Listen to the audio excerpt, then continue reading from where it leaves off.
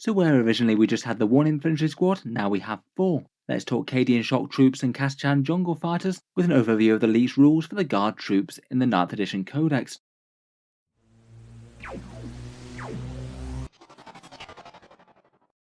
Hello and welcome back to Warspets Tactics, where today we're talking Imperial Guard once more. We've talked through the armoured vehicles, artillery and characters, and now I thought it would be a good time to take a look at some of the main core of the army, and these slightly odd different varieties of infantry squad that it looks like we're going to be able to field. As with the rest of the leaks over the past week or two, these again come from Mordian Glory, so full credit to him and his leaked playtest copy of the Codex. I thoroughly recommend checking out his channel if you are a Guard player or you want to be. It does seem that these leaks are starting to be proved pretty accurate by the Games Workshop's rules teasers. At least a fair few of the base stat lines have been the exact same as the ones that were leaked, so I guess that's somewhat encouraging for them being on the money. Obviously, all that being said, they are leaked playtested rules. There are the chances for small tweaks and changes, particularly to points before the Codex drops, so take with a pinch of salt.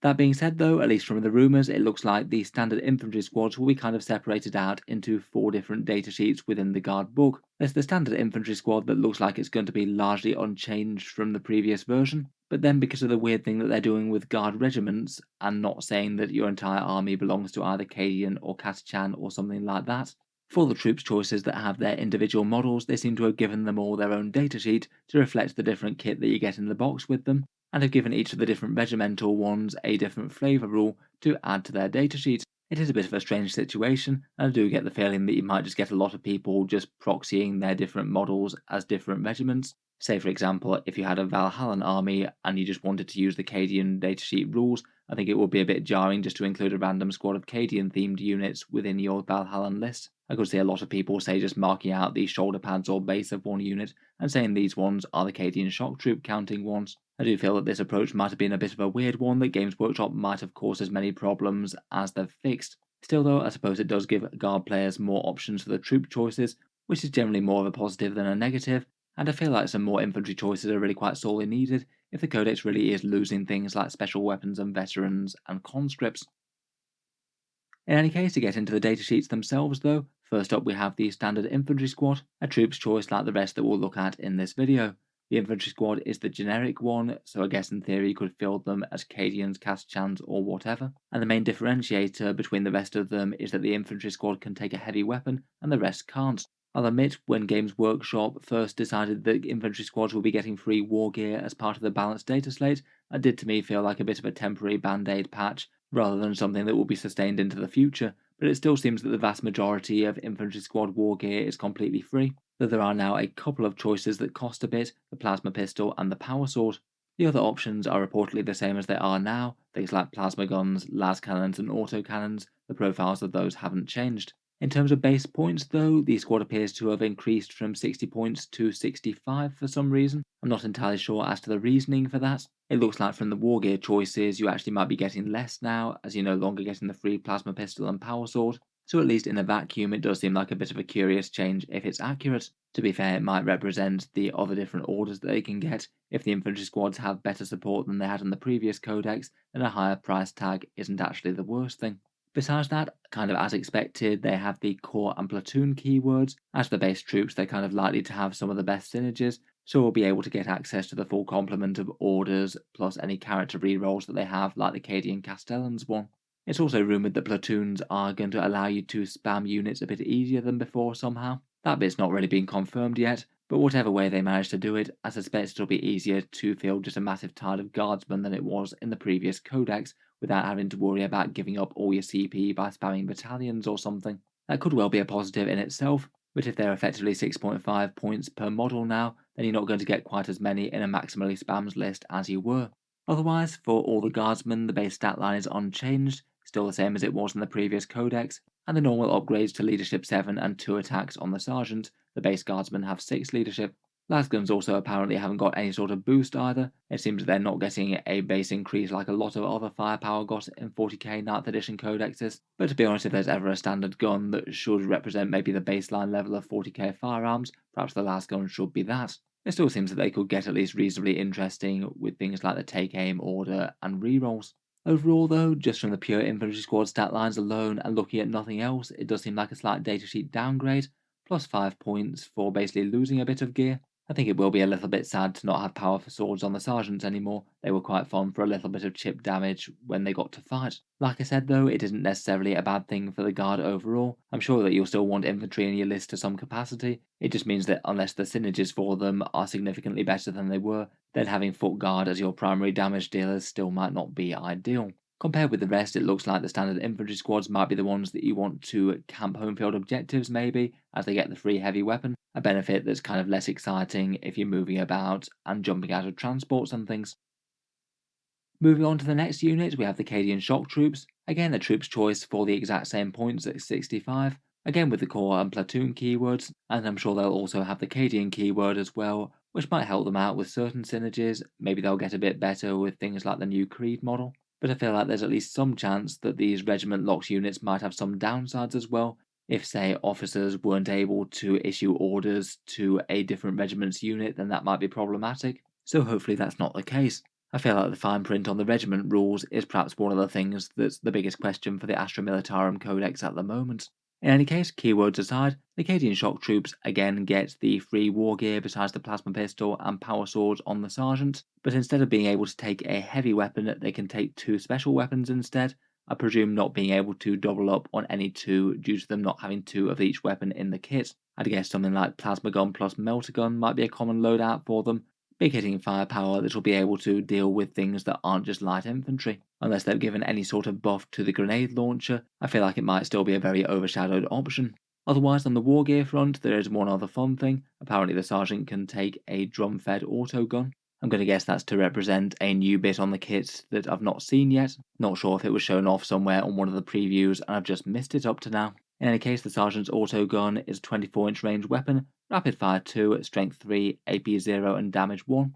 Basically the equivalent of 2 las guns strapped together, and you trade out your las pistol and chainsword for that and just have that gun. Just on the face of it, it looks like that could perhaps be the optimal loadout for the sergeant, to be honest. I feel like most people probably aren't going to pay the extra points for the power sword or plasma pistol. They were kind of just nice when they were free, and this way you can actually contribute to his squad's firepower a fair bit, and I feel like twice the shots is probably going to be better than the bolter. Overall, it looks like an upgrade that could well be worth taking.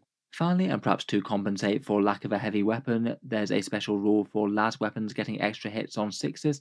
Exploding 6s for las guns, so every time you roll a 6, you get 2 hits rather than 1. Whenever they're firing at ballistic skill 4+, that'll usually equate to a 33% increase in expected damage output, and that's really quite a solid boost if we can rely on las guns to actually do some heavy lifting in the Guard Codex. Overall, I must admit, I think the Cadian Shock Troops look like a really solid squad. A bit of extra firepower out of the base troops, 2 special weapons is absolutely fine over a heavy weapon if you're going to be advancing or going through transports and things, and even the drum-fed autogun on the sergeant actually looks like it could be an upgrade over the standard squad. Unless there's any major disadvantage to being locked to the Cadian keyword, then I feel like these are probably going to be the best troops for moving forward and taking objectives out of the troops section. Moving on, we've got the Catachan Jungle Fighters, and I feel like this is actually further confirmation that no new kit is coming for them at any time particularly soon, as the Codex has kind of clearly been written with the old squad in mind. The Catachan Jungle Fighters are 70 points for a squad, so 5 points more than the other 2 for some reason. Again, core and platoon units, and the Catachan keyword might give them a few advantages, say synergies with things like Strachan or Harker. Harker's rumoured to give permanent all-game rerolls to one of these units if he's present. In one of the stratagems as well, if they have the Catachan keyword, they get +1 to the mortal wound roll on that Vicious Traps ability. Not a huge ability, but I guess it's another small advantage of the unit.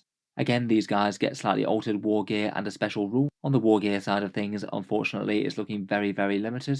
In your squad of 10 jungle fighters, you just get 2 flamers included for free, the ones that come in the kit, and you can't take any other special weapons beyond that, so unfortunately no plasma guns or melter guns or anything borrowed from the command squad.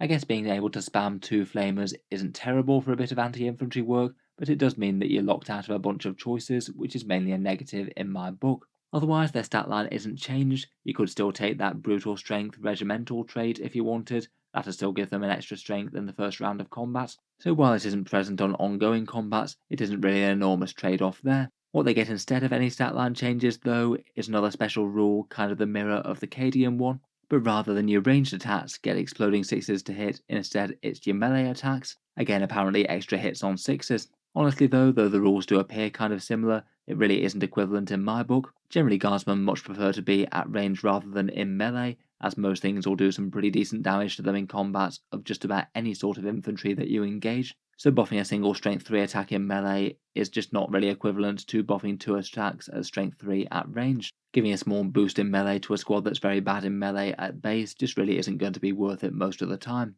Overall, I must admit the Catachan jungle fighters just seem flat worse to me. The Cadians have the better damage dealing buff, plus cost 5 points less and better special weapon access.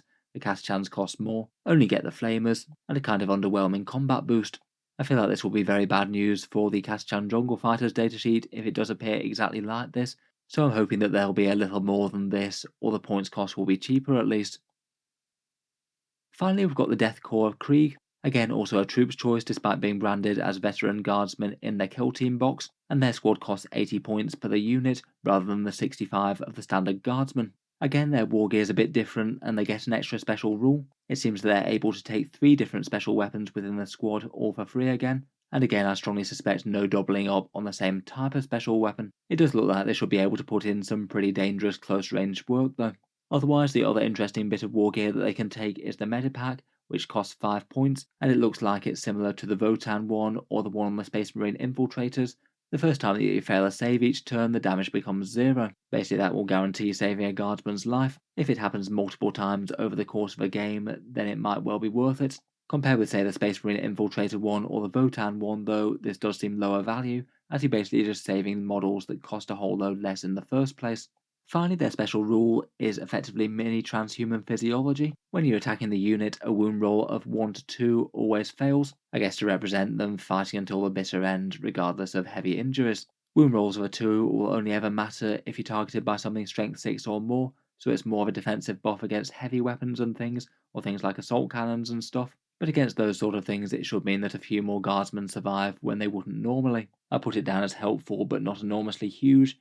A lot of the most optimal things for taking out guardsmen are going to be something like strength 4 or 5 anyway. Overall, I'd say that these guys seem usable, but I'm not sure they're quite as standout as the Cadian Shock Troops. Compared with the 65-point Shock Troops, if you did want the Medipack for this one, then that'd basically be a 20 points more. You lose that Shock Troop special rule for the extra shot with las guns, but you gain ignoring a failed save each turn, an extra special weapon, and that mini transhuman rule. I'm just not sure that the sum total of those 3 things is quite enough to overcome the 20 points. I'd be interested to hear your guys' takes on that though, as to whether or not they could be seen as a usable upgrade or not. So anyway, that's the 4 infantry datasheets. I'd certainly bear in mind that we might still be missing info at this point, maybe certain synergies as to how they work, or the exact rules that the different regiments get in the Guard Codex, but at the moment in terms of strength out of the Guard troops, I'd rank them first Cadian Shock Troops, then Infantry Squads, then Death Korps, then Catachans. The Cadian Shock Troops seem best to me, better las guns essentially for no cost over the Infantry Squad, and I think in a Guard army I'd be tempted to take most of those, provided there's no major downside.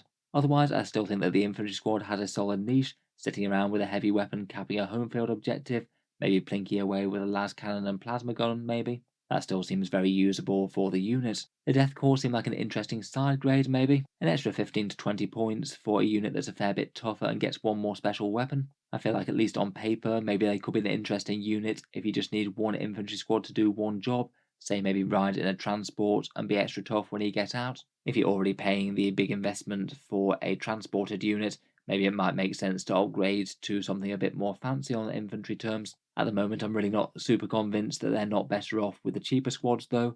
Having cheap expendable infantry is quite a nice thing for the Guard, and the Death Korps units do make you invest quite a bit in them.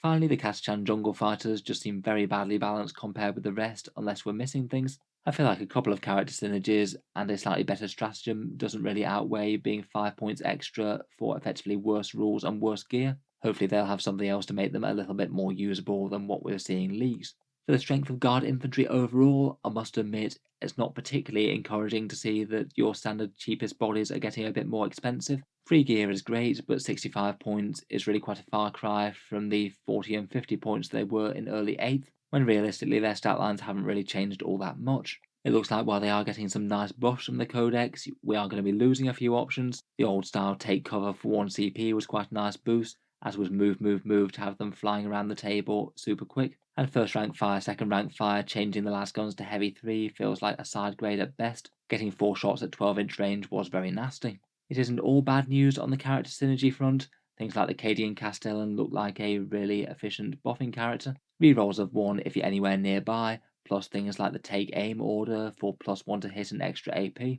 Between those 3 buffs, you're having shooting weapons hit substantially harder than they would be otherwise. Plus, perhaps Infantry Squad seem like they'd be a good choice with, say, some simple shooting doctrines, like the extra +4-inch range and the single reroll for a melter gun or special weapon, perhaps. If that did start to get taken as a common combo, then Infantry Squads would seem to get along quite well with that. Overall, from first impressions, I feel like Infantry Squads have maybe got a bit of a side grade rather than an upgrade, but I suspect will still be a very usable part of a list, just for getting bodies onto objectives. So anyway, let me know what you think of the new Guard infantry datasheets. I look forward to hearing your guys' takes down in the comments below. If you've enjoyed the video, then feel free to subscribe to Auspex Tactics as well. I'll certainly try and keep up with the Guard videos, both before and after the Codex comes out. I'm looking forward to reviewing the whole book in its entirety when we eventually get it. Finally, I'd just like to quickly mention the channel's Patreon page, which is how I can afford to keep on making videos like this quite so regularly about 40k and Guard. If you'd like to help support making Auspex Tactics videos, then the link is down in the video description. It is what allows me to keep on doing this quite so regularly and often with multiple videos a day. If you would like to help out, then the link is down in the video description below. Channel patrons do get a few advantages, including seeing certain videos early, regular votes to see what sort of things come next on the channel, and automatic entry into the regular prize giveaways with a chance to win some big model kits each month. If any of that sounds good to you, or you'd just like to help support, the link is down in the video description. In any case, an absolutely massive thank you for listening, and I'll hope to see you guys next time.